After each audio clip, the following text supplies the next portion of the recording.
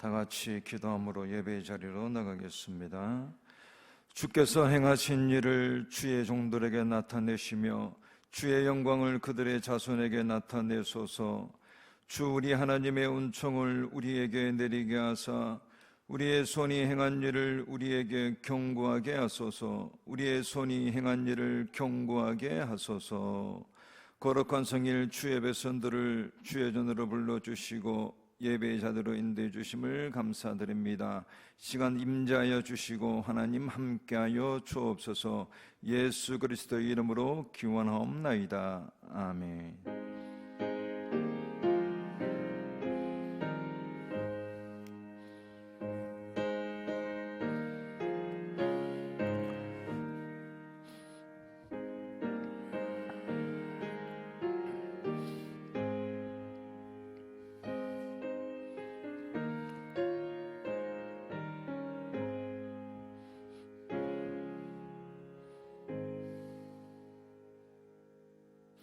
다 같이 임재 찬양을 하나님께 드리겠습니다.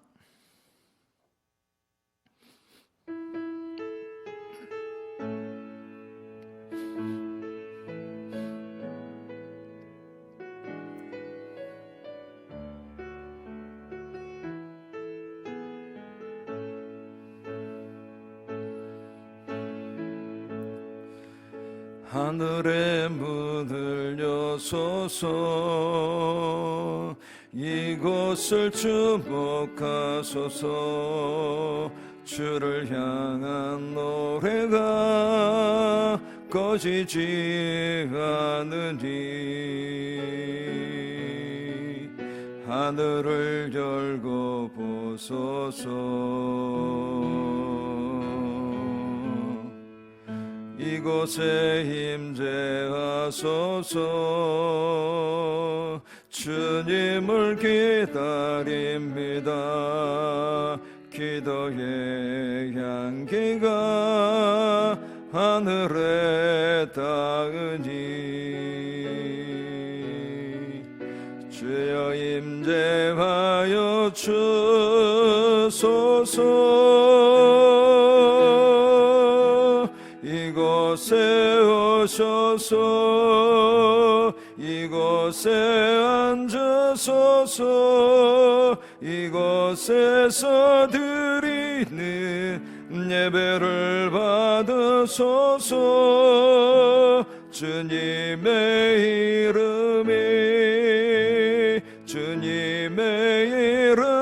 이름만이 오직 주의 이름만 이곳에 있습니다.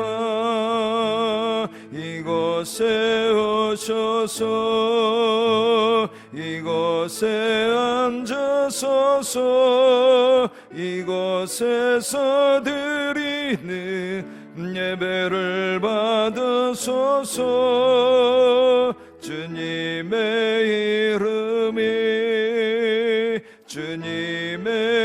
이름만이 오직 주의 이름만 이곳에 있습니다.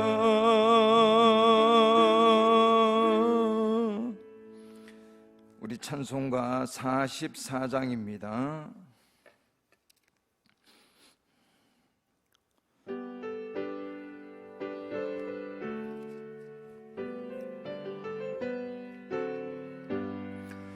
지난 일회 동안에 예수 인도했으니 주의 전에 모여서 감사 찬송합니다.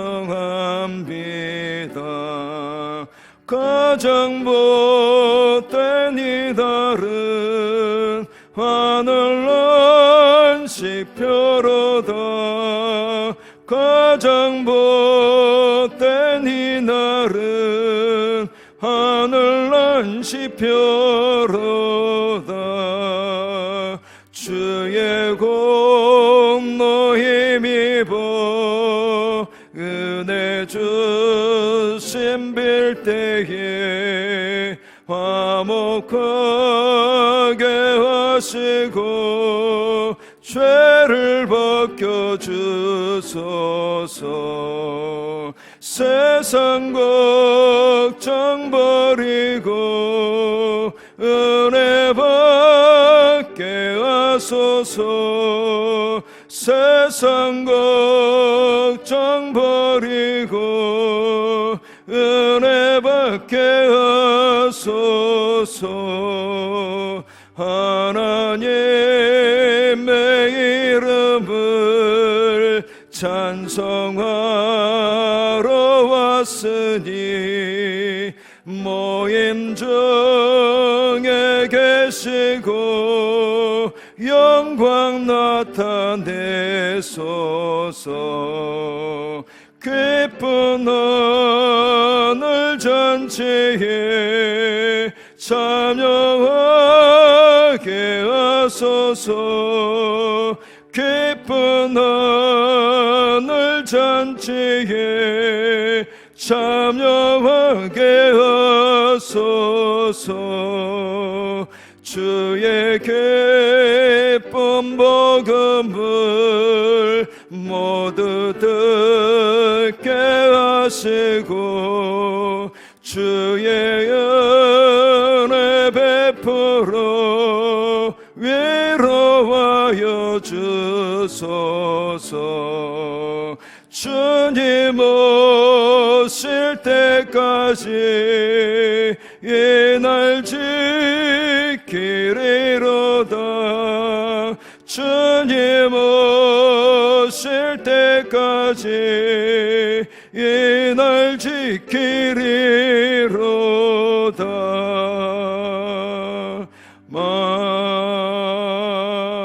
아멘.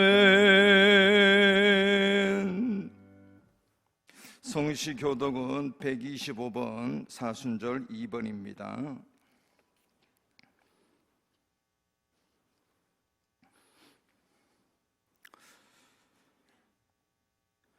하나님이여, 사슴이 시냇물을 찾기에 갈급한 같이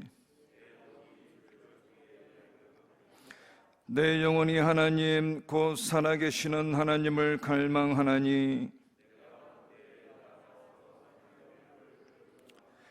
사람들이 종일 내게 하는 말이 내 하나님이 어디 있느냐 하오니, 내 영혼아, 내가 어찌하여 낙심하며 어찌하여 내 속에서 불안해하는가.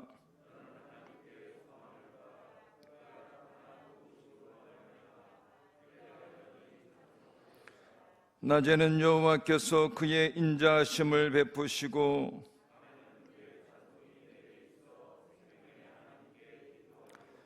내 반석이신 하나님께 말하기를 어찌하여 나를 잊으셨나이까.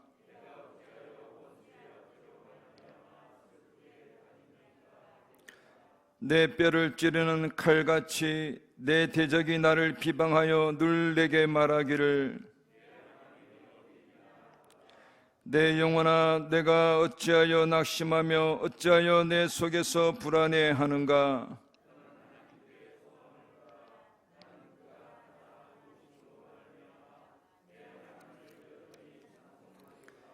아멘. 새로 번역된 사도신경으로 우리의 신앙을 고백하겠습니다. 나는 전능하신 아버지 하나님 천지의 창조주를 믿습니다. 나는 그의 유일하신 아들 우리 주 예수 그리스도를 믿습니다. 그는 성령으로 잉태되어 동정녀 마리에게서 나시고 본디오 빌라도에게 고난을 받아 십자가에 못 박혀 죽으시고 장사된 지 사흘 만에 죽은 자 가운데서 다시 살아나셨으며 하늘에 오르시어 전능하신 아버지 하나님 우편에 앉아 계시다가 거기로부터 살아있는 자와 죽은 자를 심판하러 오십니다. 나는 성령을 믿으며 거룩한 공교회와 성도의 교제와 죄를 용서받는 것과 몸의 부활과 영생을 믿습니다. 아멘.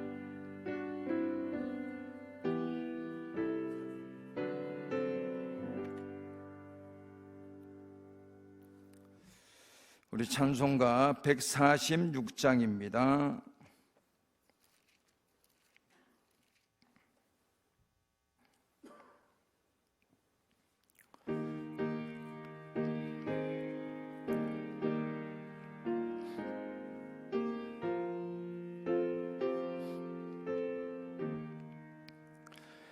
저 멀리 푸른 언덕에 그 십자가 위에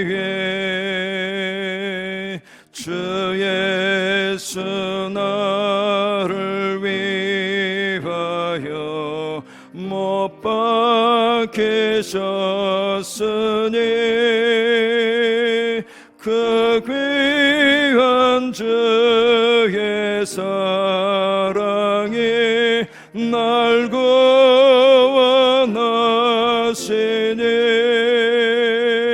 그 사랑 나도 본받아 주 위에 힘쓰리 그 흉한 십자가에서 한없는 고통을 이 세상 사람 위하여 당하신 것일세 그 귀한 주의 사랑이 날 구원하시니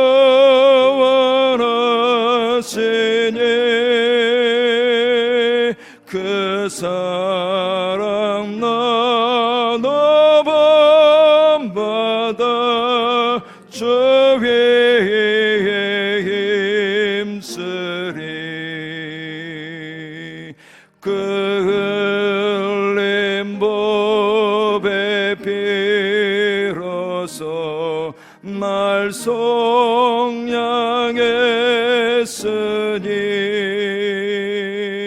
저 하늘 문을 여시고 날 인도하시리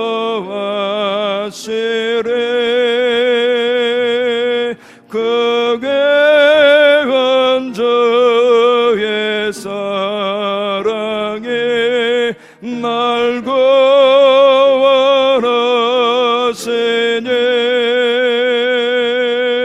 그 사랑 나도 본받아 주 위에 힘쓰리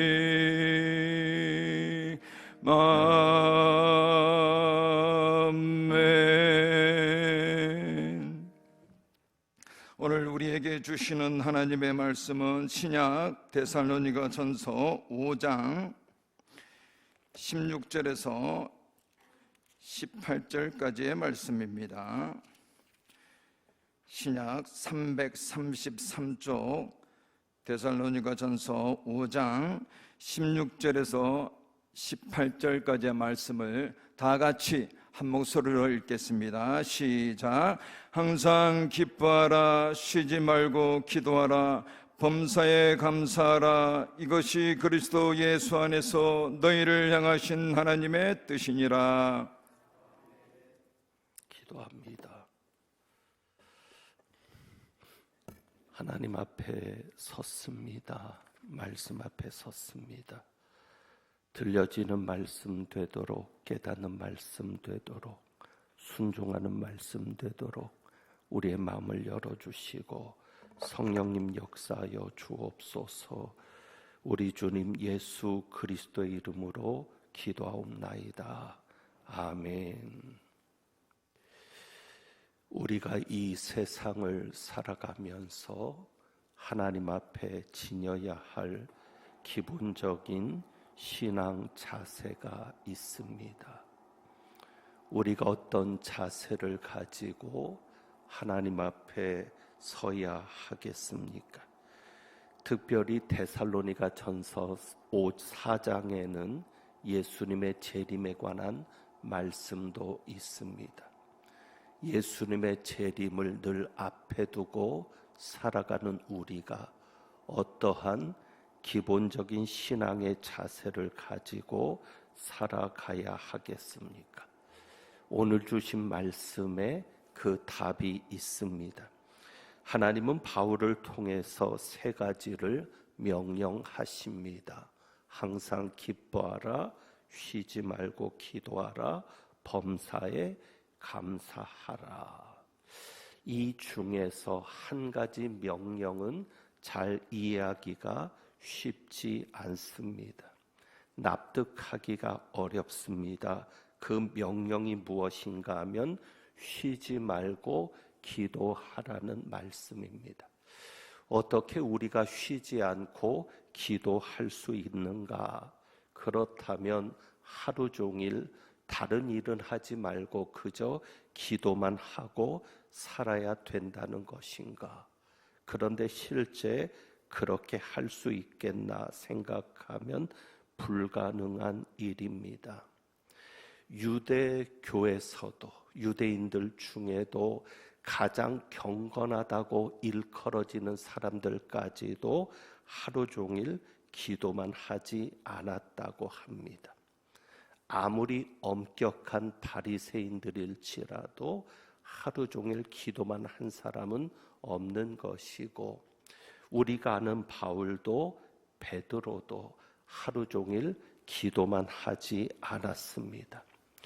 그렇다면 우리 하나님은 우리가 지키지도 못할 명령을 내리셨던 것인가 생각이 됩니다.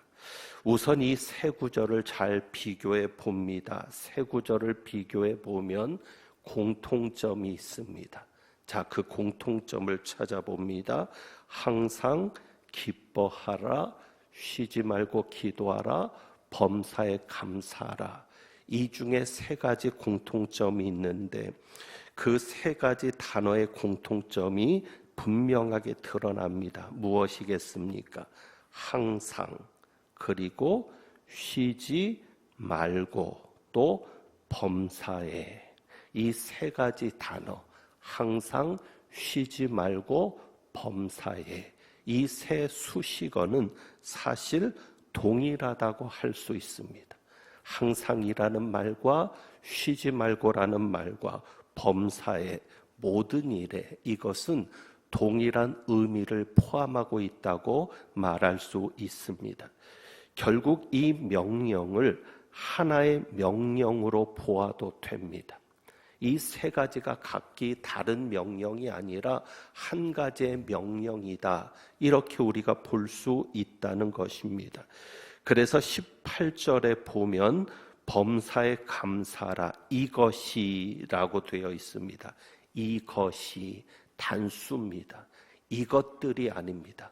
세 가지 명령을 따로 생각하는 것이 아니라 세 가지 명령을 함께 생각하는 것이기 때문에, 그러니까 이것이라는 단어가 단수로 되어 있습니다. 이 세 가지를 함께 받는 말이 되는 겁니다. 결국 이것은 우리가 하나의 명령으로 이해할 수 있는데 이렇게 정리할 수도 있겠습니다. 이렇게 정리도 되겠습니다. 항상 쉬지 말고 범사에 기뻐하고 기도하고 감사하라. 이 세 구절을 하나로 정리를 해서 항상 쉬지 말고 범사에, 모든 일에 기뻐하고 기도하고 감사하라, 이렇게 말할 수도 있겠습니다. 그러니까 이렇게 정리가 되죠. 항상 기뻐하는 사람은 무엇 할 수 있다? 범사에 감사할 수 있다. 항상 기뻐하는 사람이 범사에 감사하지 않겠습니까? 또 범사에 감사할 수 있는 사람은 항상 기뻐할 수 있다는 사실입니다. 그러니까 항상 기뻐하는 사람은 범사에 감사할 수 있고, 범사에 감사해야 항상 기뻐할 수 있지 않겠습니까? 그러니 이 세 가지는 따로 떨어진 명령이 아니라 하나로 연결되어 있는 하나님의 말씀입니다. 그런데 그 중에서도 가장 핵심이 되는 명령이 있습니다. 바로 그것이 두 번째 나오는, 혹은 가운데 나오는 쉬지 말고 기도하라는 말씀입니다. 이것이 어찌 보면 두 가지 일, 항상 기뻐하고 범사에 감사할 수 있게 하는 핵심이 되는 혹은 키가 되는 열쇠의 구절이다. 이렇게 볼 수 있습니다. 그래서 항상 기뻐할 수 있으려면 어떻게 해야 되겠다? 쉬지 말고 기도해야 되겠다. 범사에 감사할 수 있는 자가 되려면 어떻게 해야 되겠다? 쉬지 말고 기도하는 자가 되어야 하겠다. 그러니까 쉬지 않고 기도할 수 있어야 항상 기뻐할 수 있고, 쉬지 않고 기도할 수 있어야 범사에 감사할 수 있다는 사실입니다. 하지만 앞에서도 말씀드린 것처럼 쉬지 말고 기도만 하는 것이 현실적으로는 어렵습니다. 왜 어려운가? 그것은 우리가 생각하는 기도 혹은 우리가 실천하고 있는 기도에 대해서 다른 이해, 하나님께서 말씀하신 그 말씀의 흐름 속에서 구약에서부터 이어져 오는 기도에 관한 말씀의 의미 속에서와는 다른 이해를 가지고 우리가 기도 생활을 해오고 있기 때문에 우리는 쉬지 않고 기도하는 것이 쉽지 않다고 하는 사실입니다. 그러니까 우리는 기도한다고 하면 어떻게 해요? 시간과 장소를 정해놓고 하거든요. 그래야만 기도하는 것 같거든요. 시간과 장소를 정하고 하나님을 그곳에서, 그 시간에 그곳에서 만나는 것으로 이해를 하니까 쉬지 말고 기도하라 라는 명령을 받으면 그러면 우리가 모든 일을 제쳐두고 교회 안에만 있어야 되느냐? 아니면 내가 기도한 장소를 정했는데 그 기도한 장소에서 하루 종일 하나님께 기도만 하고 있어야 되느냐? 이렇게 잘못된 이해를 가지게 되는 것이고, 그래서 쉬지 말고 기도하라는 이 말씀이 너무도 우리에게는 어렵게 다가오는 것입니다. 그렇다면 우리가 살펴야 될 것이 무엇인가 하면 구약에서 가르치는 기도가 무엇인가를 보아야 합니다. 구약 성경에서 하나님은 우리에게 기도의 의미를 어떻게 가르치고 있는가? 사도 바울은 이야기합니다. 자기는 바리새인 중에 바리새인이라고 얘기합니다. 복음을 전하면서 자신이 절대 부족한 것이 아니다라는 배경을 이야기할 때 바리수인 중에 바리새인이라고 자신을 설명합니다. 그것은 자기는 누구보다도 구약에 정통한 자라는 겁니다.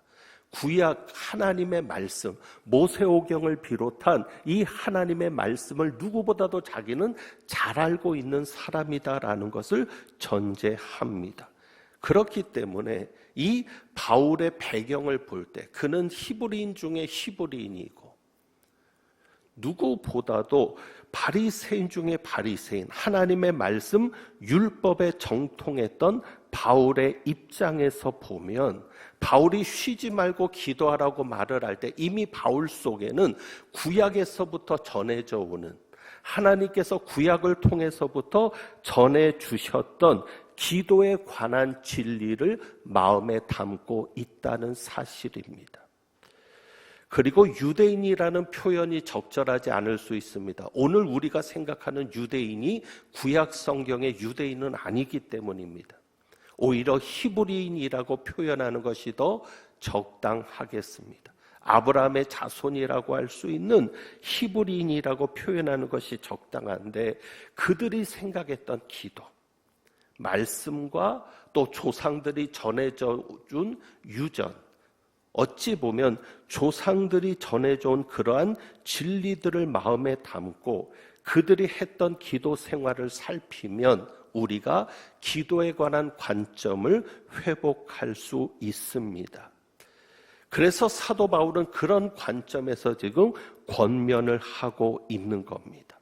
그렇다면 구약에서부터 하나님께서 가장 중요하게 여기셨던 신앙생활의 핵심이 무엇일까를 생각해야 합니다. 창세기부터 하나님께서 가장 중요하게 보셨던 신앙생활의 핵심이 무엇일까?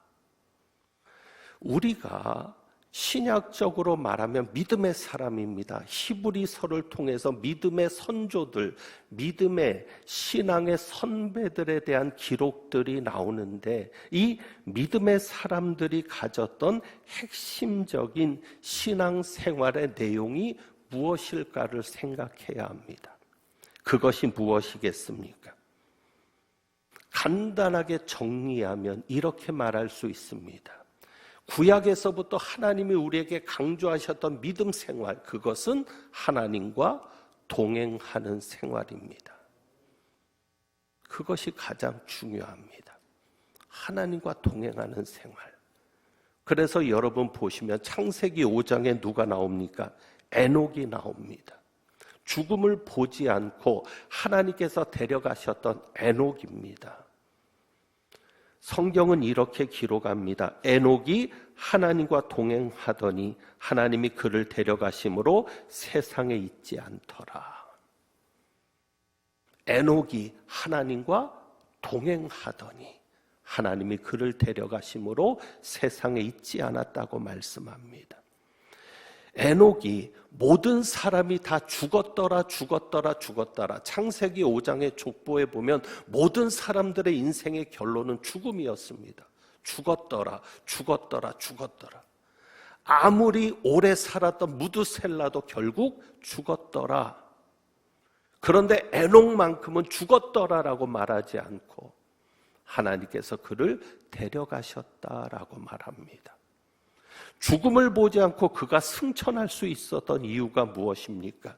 창세기 5장의 말씀에 보면 한 가지 이유입니다. 하나님과 동행했다는 사실입니다.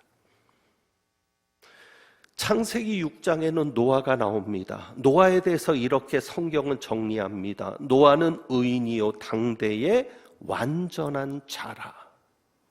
노아는 의인이었고 당대의 완전한 자였다. 그렇다면 그 기준이 무엇입니까?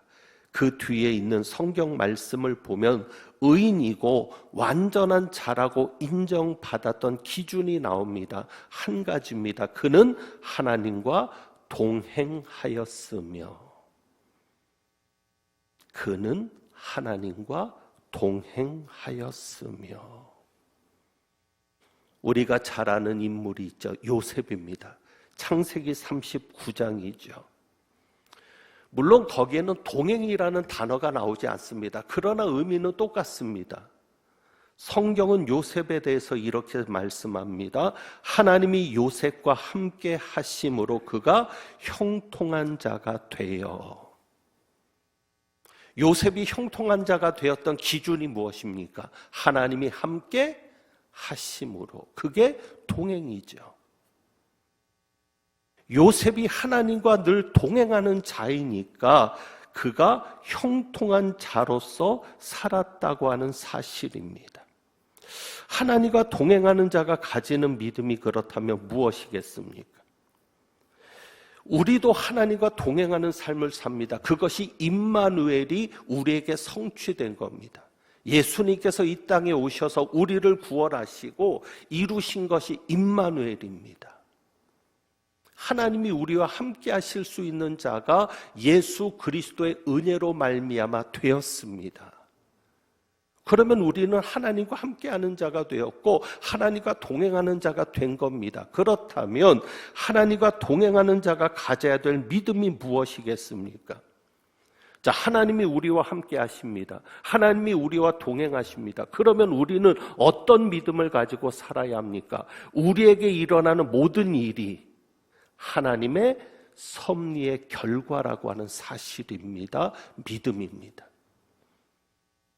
하나님이 우리와 함께 하시니까 우리에게 일어나는 모든 일은 무엇이 있는 일입니까? 하나님의 섭리가 있는 일입니다.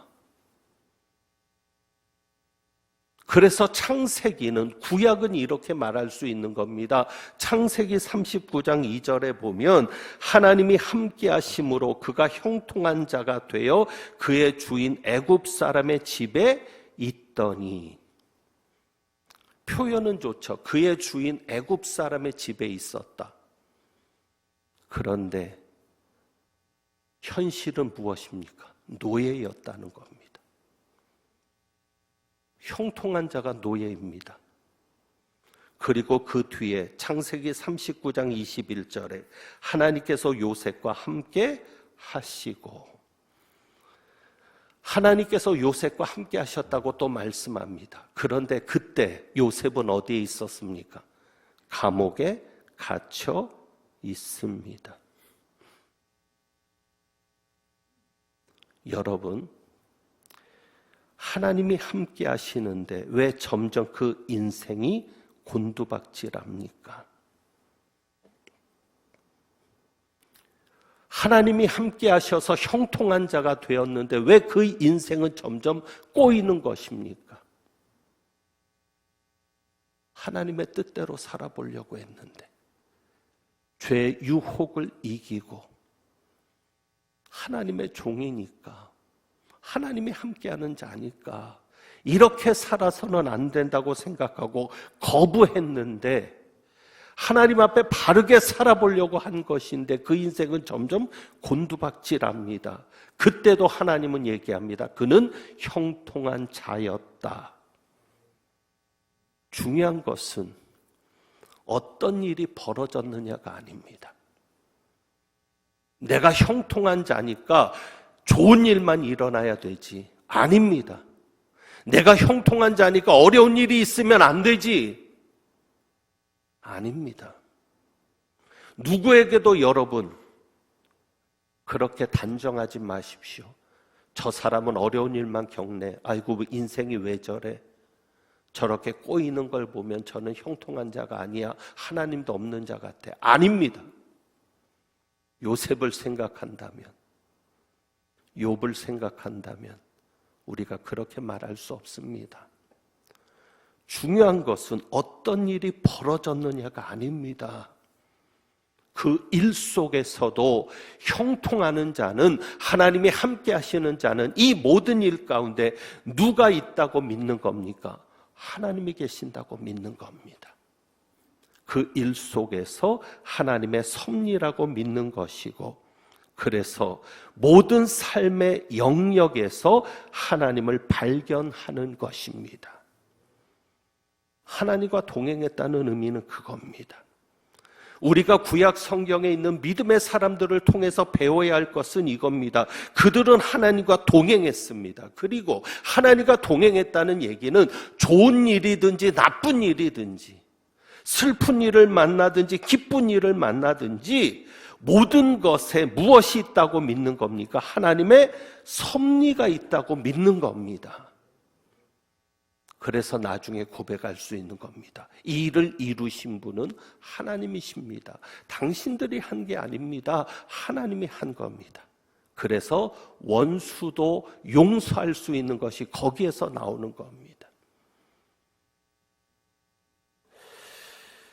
구약의 히브리 사람들이 그런 마음을 가지고 있었기에 믿음의 사람들이 늘 하나님이 동행하는 삶, 하나님이 나와 함께 한다는 삶, 그리고 이 모든 일 가운데 하나님의 섭리가 있다고 하는 것을 믿었기에 그들이 잘하는 것이 있습니다. 그것이 무엇입니까? 기도입니다. 기도. 이것이 자꾸 유대인이란 표현을 하게 되지만 그들을 지탱했던 힘이었습니다. 성경이나 조상들의 유전을 통해서 그들이 끊임없이 했던 것은 무엇이냐면 기도입니다. 그들은요, 필요한 것이 있을 때만 하나님을 찾지 않았습니다. 문제가 생겼을 때만, 구해야 할 것이 있을 때만 하나님을 찾지 않았습니다. 그게 기도가 아닙니다. 그리고 그들은 성전 안에서나 성전 밖에서나 늘 하나님께 기도했습니다.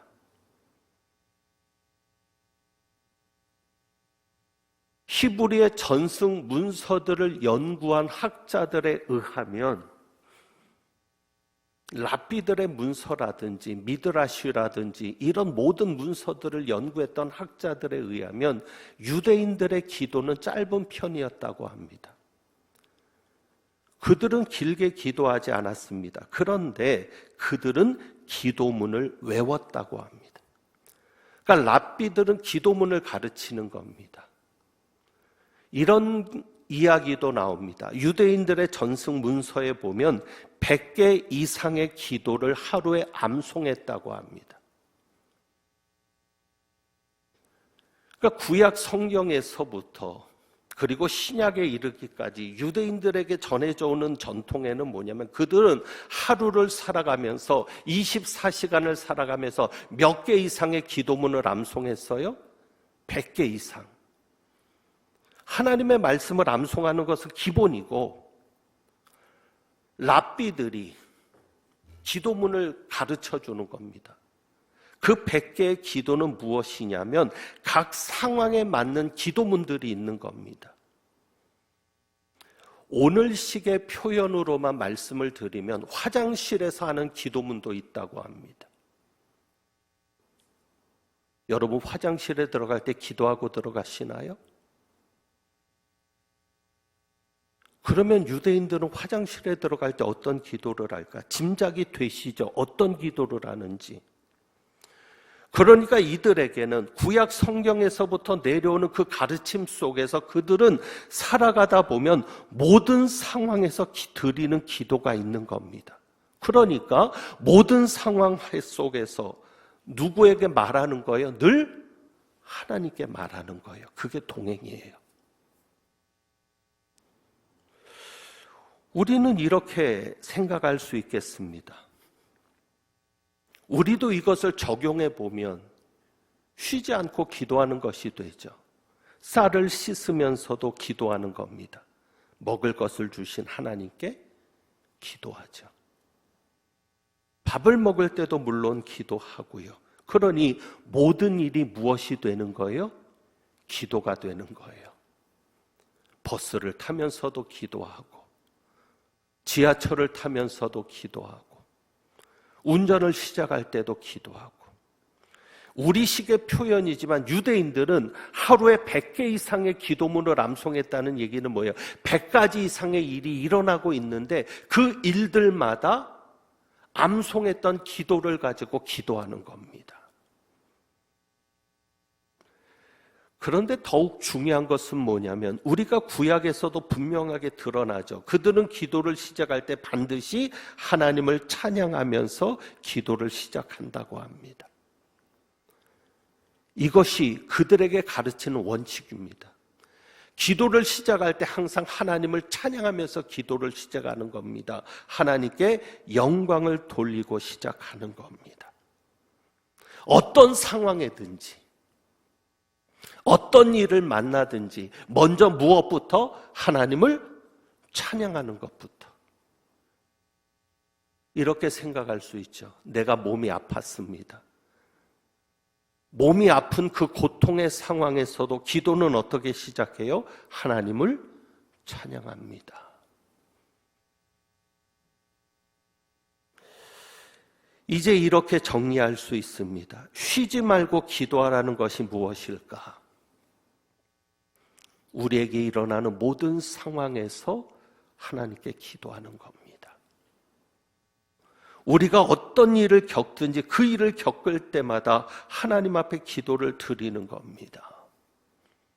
아침에 눈을 뜰 때는 눈을 뜨게 하신 하나님께 기도하죠. 그런데 무엇으로 기도를 시작하라? 하나님을 찬양하면서 기도를 시작하라. 그러니 정리가 되는 게 있습니다. 모든 일이 무엇이 됩니까? 기도가 됩니다. 내가 회사에서 일을 보는 것도 기도가 되고요. 누구를 만나는 것도 기도가 됩니다. 그리고 하나님을 찬양하면서 기도하니까 어떤 일을 만나든지 어떤 사람이 될 수 있어요. 항상 기뻐할 수 있는 거예요. 기뻐할 수 없는 상황을 만났을 때도 하나님께 기도하는 겁니다. 그런데 무엇을 하면서 기도를 시작하니까? 하나님을 찬양하면서 기도를 시작하니까. 하나님께 영광을 돌리면서 기도를 시작하니까. 그리고 그 하나님이 나와 함께 하신다는, 나와 동행하신다는 사실을 믿으며 기도하니까 결국 이 하나님께서는 무엇을 하실 것이다? 이 일이 합력하여 선을 이루게 하실 것이다. 그러니 처음에는 억지로 시작했던 기뻐하는 것일 수 있고, 처음에는 억지로 시작한 감사일 수 있지만 점점 그것이 진실이 되는 것이고, 그리고 경험을 하니까 어떤 사람이 될 수 있습니까? 항상 기뻐하고 범사에 감사할 수 있는 사람이 될 수 있는 것입니다. 바울의 명령에는 이런 배경이 있습니다. 히브리적인 배경이 있습니다. 그들은 늘 함께 하시는 하나님, 동행하시는 하나님을 믿고 살아갔습니다. 그것이 구약의 믿음의 사람들입니다. 그러다 보니까 모든 일이 기도가 되는 겁니다. 그리고 어떤 힘든 일을 만나도 하나님을 찬양하면서 기도하니까 모든 순간이 하나님 앞에 기도가 되면서 믿음이 생기는 겁니다. 우리도 그래야 할 것입니다. 이제부터 우리가 생활 속에서 기도하는 습관이 되기를 원합니다. 교회 와서만 기도하는 사람이 아니라 짧은 기도라도 하나님을 기억하고, 왜? 그 하나님이 나와 함께 하시니까, 그 하나님이 나와 동행하시니까, 지금 내 곁에 계시고 내 안에 계시니까, 늘 나를 지켜보고 계시니까, 늘 나를 도우실 하나님을 내가 아니까 어떤 상황을 만나든지 그 상황이 기도가 되기를 원합니다. 이번에 이 코로나19 사태를 겪으면서 일상적인 것이 얼마나 소중했는지를 깨닫습니다. 우리가 예배를 드릴 때는 이 예배가 그렇게 소중한지를 몰랐습니다. 그런데 예배를 제대로 드리지 못하고 보니까 매주일마다 돌아오는 예배가 평범한 것이 아니었구나라는 것이 느껴집니다. 악수도 하지 못합니다. 교회에서 사람을 만날 때 악수를 하고 인사를 한다는 것이 그렇게 소중했던 것이었구나. 교회 와서 기도도 제대로 못하게 되었습니다. 아무 때나 교회 와서 마음껏 기도할 수 있었다는 것이, 그것이 큰 복이었구나라는 것을 깨닫습니다. 마음대로 놀러 가지도 못합니다.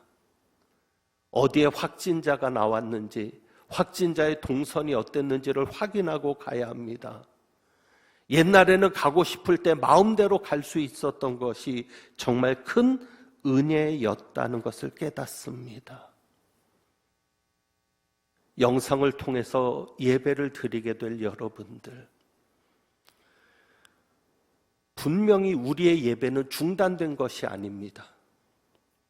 성전에서의 예배는 중단되었을지 몰라도 그 성전에서 드렸던 예배가 이제는 가정에서 드리는 예배가 되었고, 일상 삶에서 드리는 예배로 바뀐 겁니다. 언젠가는 우리가 성전에 모여서 다시 예배할 날이 있을 겁니다. 하나님이 이때 우리에게 이런 일을 겪게 하시는 것은 너희가 성전에서만 믿는 자가 되지 말고 생활에서 믿는 자가 되라. 그것이 구약의 정신이고, 구약을 통해 하나님께서 보여주신 말씀이고, 그 말씀이 사도 바울을 통해서 오늘 우리에게까지 전해진 것이니, 너희가 이제는 생활 속에서 예배하는 자가 되고 생활 속에서 나와 동행하는 자가 되자. 매 순간순간 나를 잊어버리지 말고 언제든지 나를 부르고 나를 찾고 언제든지 나에게 이야기하는 자가 되라고 하는, 또 그것이 예배의 삶이고, 그러한 하나님의 메시지가 있음을 여러분이 기억하면서 이 어려운 시기를 끝까지 견디고 승리하는 은혜가 있기를 축원합니다. 기도하겠습니다.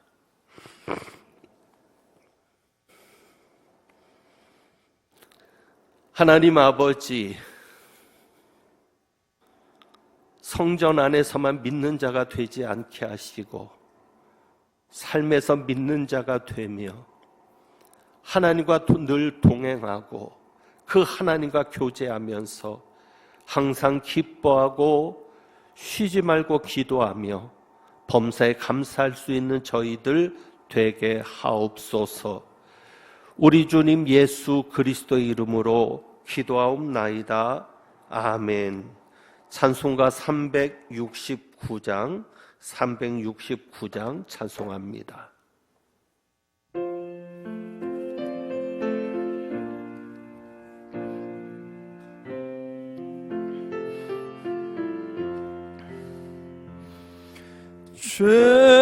죄짐 맡은 너희 그주 어찌 좋은 친구인지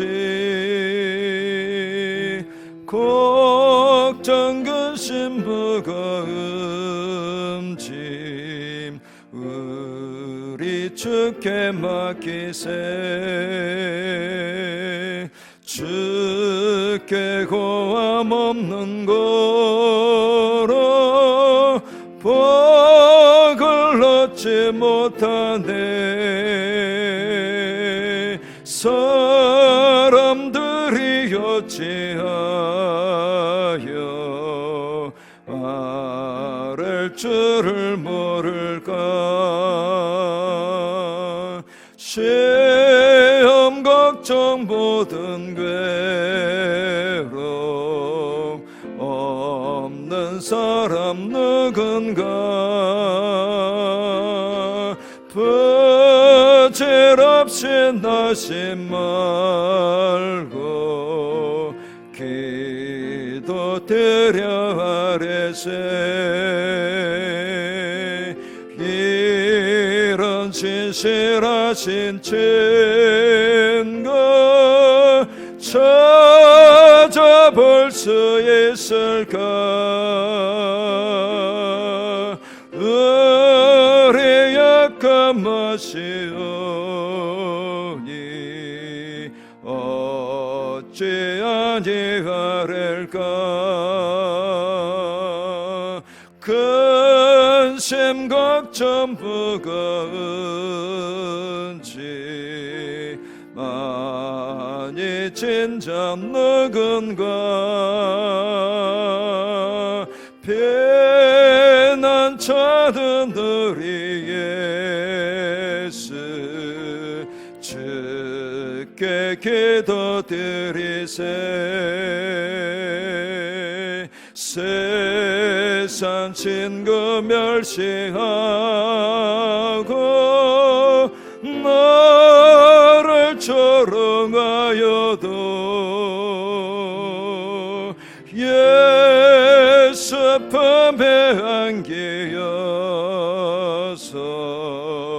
참된 위로 받겠네.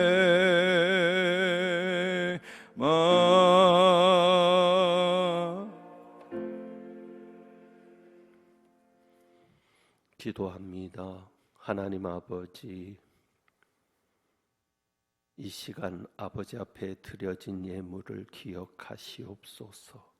각 가정에서 모아서 주님 앞에 드리는 헌금 주님 기억하시고 하나님의 것을 구별하며 하나님의 일을 위하여 하나님의 나라를 위하여 교회를 위하여 물질로 섬기는 그 이분들의 마음을 주님 기억하셔서 복을 내려 주옵시며 이 어려움이 끝날 때까지 어려움 겪지 않고 오히려 이 일이 믿음을 더욱 키워가며 결국 믿음으로 승리하며 믿음의 복을 받는 귀한 은혜의 기회가 되게 하옵소서. 모든 것을 주님께 맡깁니다. 우리 주님 예수 그리스도의 이름으로 기도하옵나이다. 아멘. 우리 과관련센터 건축을 위해서 함께 기도하겠습니다. 기도합니다. 선교 2세기를 열어가는 오랜 역사를 지닌 광릉내교회 과관련센터 건축에 동참하도록 허락하신 하나님 아버지 감사합니다. 미래의 하나님의 큰 일꾼이 될 다음 세대를 위해 꼭 필요한 공간을 마련하게 하시니 감사합니다. 다윗은 간절한 소원을 가지고도 이루지 못했는데 부족한 저희에게 기회를 주시니 감사합니다. 하나님 아버지, 건축을 위해 기도합니다. 공사하기 좋은 날씨를 주옵소서. 시공을 맡은 신부건설이 사명을 가지고 잘 감당하며 준공할 때까지 어려움이 없도록 지켜 주옵소서. 공사 기간 동안 안전사고가 일어나지 않게 하옵소서. 건축 기간 동안 사탄이 틈타지 못하게 하시고 산발랏과 도비아 같이 교회 건축을 비방하거나 방해하는 사람이 성도뿐 아니라 동네 사람 중에서라도 없게 하옵소서. 건축하는 동안 성도들이 복을 받게 하옵소서. 건축 재정에 어려움이 없게 하시고 무엇보다 성도들이 기쁨으로 자원하여 건축에 동참하게 하옵소서. 건축 후에 이 공간에서 활동할 우리의 자녀 손들이 믿음 안에 잘 성장하게 하시고 하나님의 사명을 온전히 감당하는 교회가 되게 하옵소서. 교회 반석 되시는 우리 주님 예수 그리스도의 이름으로 기도합니다. 아멘. 축도합니다. 하나님은 내게 복을 주시고 너를 지키시기를 원하며 하나님은 그의 얼굴을 내게 비추사 은혜 베푸시기를 원하며 하나님은 그 얼굴을 내게로 향하여 드사 평강 주시기를 원하노라. 지금은 우리 주님 예수 그리스도의 은혜와 아버지 하나님의 사랑하심과 성령님의 교통하심이 항상 주님과 동행하며 주님이 함께 계심을 믿고 주님의 섭리를 믿으며 믿음으로 승리하게 될 모든 성도들 위에 이제부터 영원까지 함께 하시기를 축원하옵나이다. 아멘.